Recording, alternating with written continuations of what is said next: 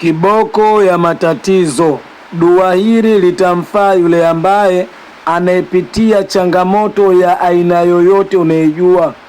Andaa makazi yako ya kuombea dua, andaa kila kitu chako ambacho unajua nataka nimwelekee Mwenyezi Mungu kwa aina hii.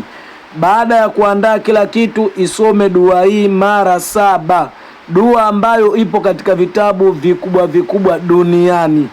Isome mara 7. Sema Bismillahirrahmanirrahim, qasaditul kafi wajaditul kafi likulli kafi kafanil kafi walillahi alhamdu.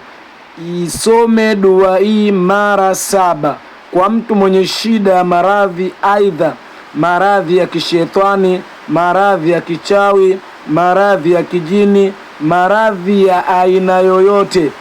Mwelekee Mwenyezi Mungu kwa kusoma dua hili. Hata yule ambaye anayesumbuliwa na majini, hata yule ambaye anayesumbuliwa na uchawi, hata yule ambaye anayesumbuliwa na kila aina ya matatizo, isome mara